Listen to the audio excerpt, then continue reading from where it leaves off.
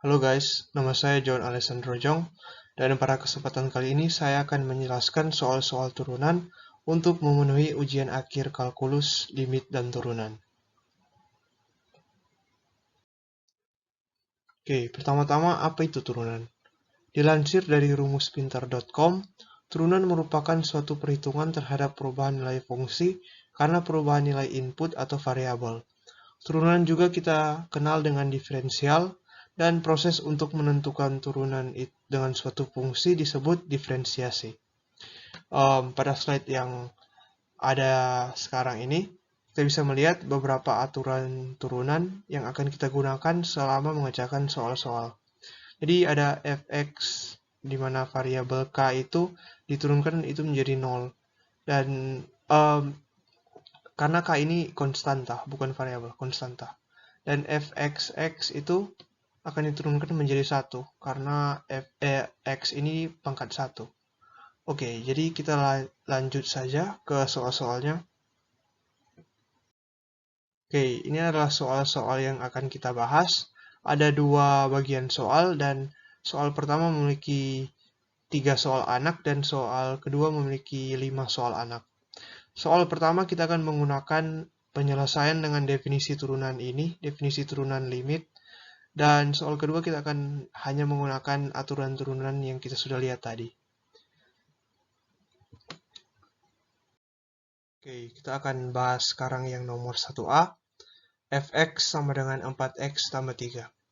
Pertama-tama kita akan substitusikan 4x tambah 3 ini ke dalam persamaan limit ini. Jadi kita substitusikan limit h itu sama dengan 0, 4x tambah h tambah 3 minus 4x tambah 3 per h. Kemudian kita akan sederhanakan bentuk pecahan ini menjadi limit h itu 0, 4h per h. Karena kita lihat kita bisa kurangi 4x dengan 4x dan 3 dengan min 3. Jadi sisanya adalah 4h per h. Oke, dan kita bisa langsung coret saja h dan h, dan tersisa 4. Jadi limit ini hilang karena nilai h itu sudah tidak ada, dan tidak perlu untuk disubstitusikan lagi. Jadi nomor 1 jawabannya adalah 4.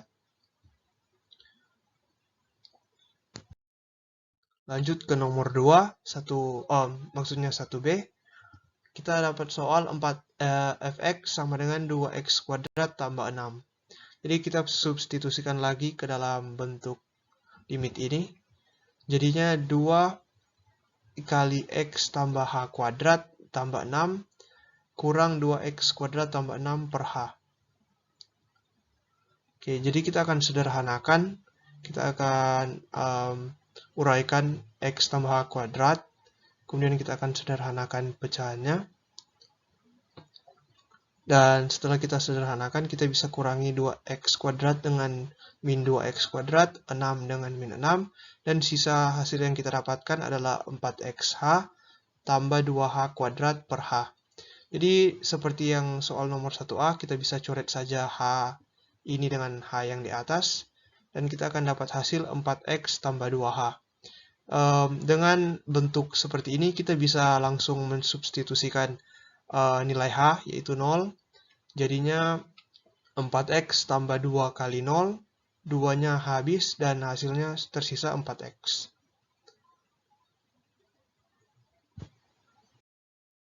Lanjut ke nomor 1C, fx sama dengan x pangkat 4. Sekali lagi kita substitusikan lagi ke dalam bentuk limit ini. Jadi x tambah h pangkat 4 kurang x pangkat 4 per h. Jadi kita akan buat supaya bentuknya itu menjadi sederhana dengan menguraikan perpangkatan ini. Kemudian dari hasil yang kita dapat ini, kita hanya bisa mengurangkan x pangkat 4 dengan min x pangkat 4. Jadi hasilnya adalah 4h x pangkat 3 tambah 6h kuadrat x kuadrat tambah 4h pangkat 3x tambah h pangkat 4 per h. Oke, jadi kita bisa sederhanakan dengan mencoret H yang ada di penyebut dengan pembilang. Jadi hasil yang kita dapatkan 4x pangkat 3 tambah 6x kuadrat H kuadrat tambah 4x H kuadrat tambah H pangkat 3. Jadi dari sini kita bisa langsung saja mensubstitusikan nilai H yaitu 0 dan kita dapatkan 4x pangkat 3 karena bilangan-bilangan ini memiliki nilai H dan H itu sama dengan 0. Jadi jika dikalikan semua nilai dari bilangan-bilangan tersebut adalah 0. Jadi yang tersisa adalah 4x pangkat 3. Itu adalah bagian pertama. Sekarang kita akan lanjut ke nomor yang kedua.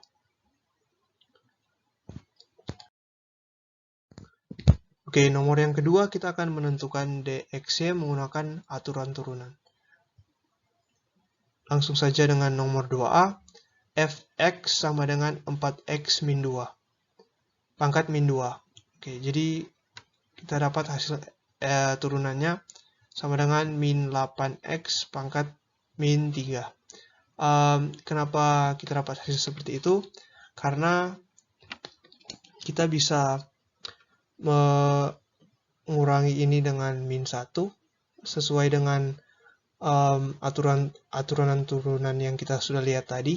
Kemudian kita kalikan sisanya itu ke depan. Jadi min 2 ini dikali dengan 4 jadi min 8. Kemudian min 1 yang sudah kita kurangkan itu jadi min 2 min 1 jadi min 3. Itu adalah hasil akhirnya. Oke. Kita hapus dulu ini. Kemudian kita lanjut ke soal yang nomor 2b. Fx sama dengan px kuadrat. Oke, kita bisa menggunakan cara yang sama dengan nomor 2a. Jadi hasil yang kita dapatkan itu adalah 2px. Jadi caranya itu kita kurangi 1 di yang 2 ini. Kemudian 2 ini kita kalikan ke depan. Jadi hasilnya itu menjadi 2px pangkat 1. Dan 2px pangkat 1 hasilnya adalah 2px. Pangkat satunya tidak perlu dituliskan. Oke, kita hapus ini. Kita lanjut ke soal nomor C.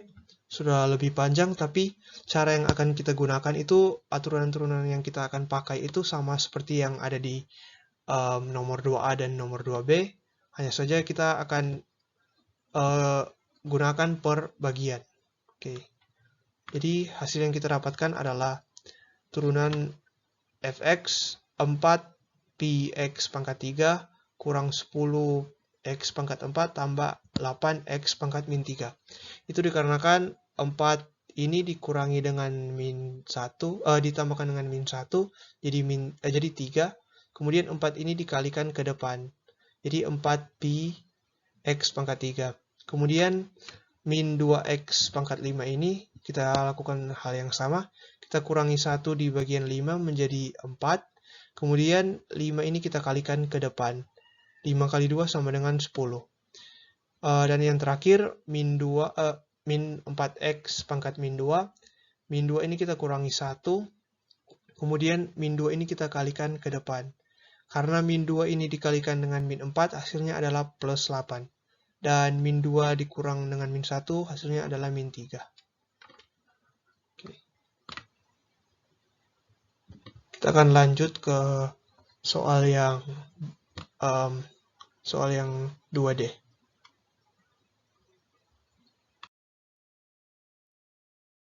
Soal 2D, fx sama dengan x pangkat 4 tambah 2x dikali dengan x pangkat 3 tambah 2x kuadrat tambah 1.